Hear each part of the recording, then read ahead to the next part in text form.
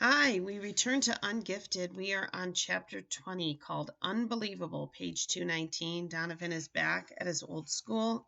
He's been officially bested and he's lonely. Unbelievable, page 219, is from the perspective of Chloe Garfinkel, IQ 159. Hypothesis: truth is stranger than fiction. Make that way stranger. At the academy, we're taught to think outside the box. But to guess this, you'd have to be so far outside the box that you couldn't find your way back with a GPS. The disaster at Hardcastle Gym, that was Donovan.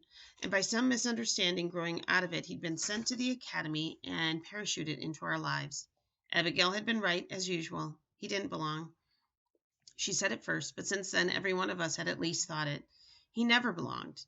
There was not a single unimaginable reason why Donovan Curtis should have ever set foot inside the academy. Hypothesis: I don't care. I miss him too, Chloe, Oz admitted when I finally cracked in front of him. I think we all do, but there's no way he can ever come back. Why not? I demanded. For starters, because it comes from Dr. Schultz himself, and his word is law in this district. And second, because there are dozens of requirements for admission into the academy, and Donovan meets none of them. Besides, what would he do here? What did he do when he was here? I countered. He brought us to life. He turned Tin Man from a nameless machine into a part of the family. We got spirit from him that we don't have anymore, and next week we're going to sleepwalk into that robotics meet and finish dead last when we could have won it all. I don't know if I even want to go to the school anymore. He was horrified. Chloe, you need the level of academic challenge. The academic challenge landed me in summer school, I snapped. And in case you forgot, Donovan had a solution for that too, and we threw him out. Katie had a choice, Oz argued. She could have stayed with us and finished the course. Why would she, after the way we treated her brother? I don't blame her one bit. I blame us. Hypothesis: desperate times call for desperate measures. I was so upset that I did something I'd never done before. I cut school that afternoon. Not just a class or two, all of it. I hopped on a crosstown bus and rode east towards the one person who could help, if anybody could. I was going to Hardcastle Middle School to find Donovan. The ride was endless, slow, stopping every tiny street along the way. I kept checking the time on my phone, but it didn't move the bus any faster. I wasn't sure what the schedule was at Hardcastle, but dismissal had to be coming up pretty soon. To commit my first act of truancy in a spotless school career only to miss Donovan would be too much to bear. I got off at the high school and started running up the hill. There he was, Atlas sans globe, overlooking the boarded gym. I took heart. This was definitely the right place, but my first sight of the middle school almost took my breath away. They were already coming out, swarming all over campus, crowding onto buses. I ran into the midst of the crowd, frantically scanning faces on the off chance I'd find the one I was searching for out of more than 900. They all seemed familiar and unfamiliar at the same time. I'd probably seen many of them at the dance, but that didn't matter. Nobody was familiar enough.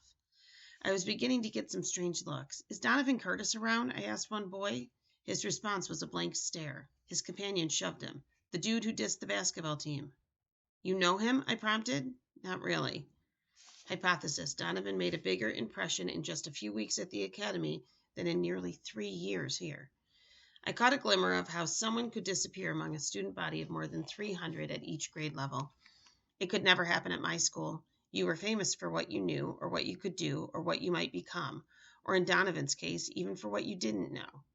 I tried another kid, a girl this time. Do you know Donovan Curtis? She shrugged. I heard he transferred to the academy. I think he's back, piped up the boy behind her. Isn't he the guy who won the toilet award? Probably. That sounded like him. Have you seen him anywhere? Another shrug.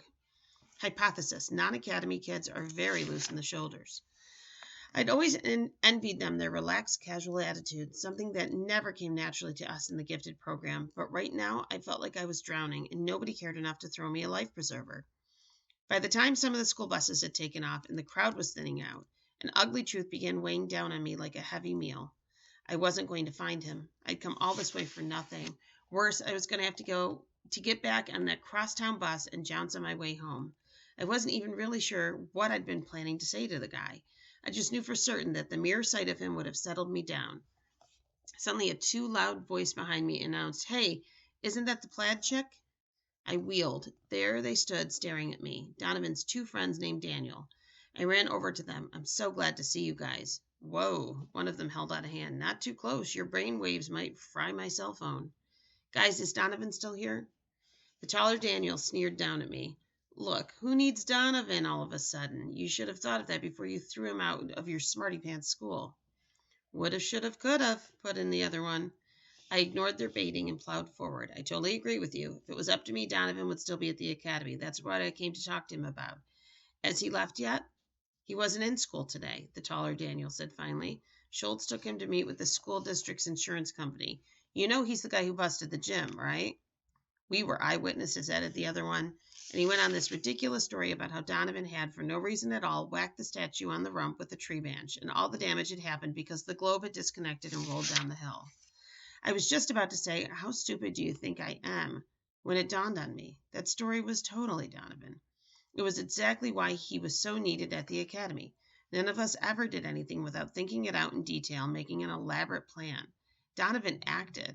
Whether it was hitting a statue, naming a robot, or stealing a motor, or finding someone to teach human growth and development because she was human growth and development. For Donovan, it was all as natural as breathing. Well, I stammered, can you give me his phone number? I really need to talk to him. Taller Daniel was indignant. And give you brainiacs another chance to make him feel stupid? No way, he's miserable enough. And then, as if I hadn't suffered enough humiliation myself, I began to sob like a heartbroken child. Part of it was pure frustration with this wild goose chase, the fact that these two jerks could easily have put me in touch with Donovan, but they wouldn't. And part of it was this. I'd been so wrapped up in what we'd lost, how we suffered, the fact that we had to go to summer school. I'd never wasted a thought on how Donovan must have felt about all this. How selfish was I? Hypothesis. We don't deserve Donovan at the academy. Hey, wait a minute, the other Daniel exclaimed. What are you doing? Go ahead, I sniffed. Let me have it. Make fun of the academy nerd crybaby. All I wanted to do was let him know how much we miss him and how we've all been like zombies since he left. Next week is the robotics meet we've been preparing for all year, and now nobody even wants to go. I didn't come here to make him feel bad. I came here to tell him how sorry we are. I fell silent, catching my breath and waiting for them to laugh in my face. This was one more thing to regret for poor Donovan. He had such lousy friends. The shorter Daniel took something out of his pocket and began unfolding it meticulously. It was a TGI Fridays napkin, crushed for who knows how long in a linty pocket. He handed it to me, and I blew my nose gratefully. Neither of them spoke. It was the first time I'd ever seen these guys at a loss for a snide remark. Finally, the taller Daniel spoke up. When did you say the robotics meet was? Cheating investigation. Interview with Noah Euclid. Mrs. Bellavecue, no, you may not film this interview. I've already made enough appearances on your YouTube channel, but we'll have that conversation on another day. Noah, we should reach 10,000 hits sometime next week. You know, based on the rate of increase of daily views, it's simple calculus. Mrs. Bellavecue, I know that. I'm a math teacher. Please pay attention, Noah. Would it be possible for someone to take control of a computer that's transmitting over a secure internet connection? Noah, oh, sure. You just have to create an application to decrypt the data. It's boring stuff. Mrs. Bellavecue, and did you do it to make sure Donovan passed his retest? Noah, I thought of it, because we really need him around here. But it wouldn't have done any good, because he got kicked out anyway. You know that statue thing? That was Donovan. What a YouTube video that would have made.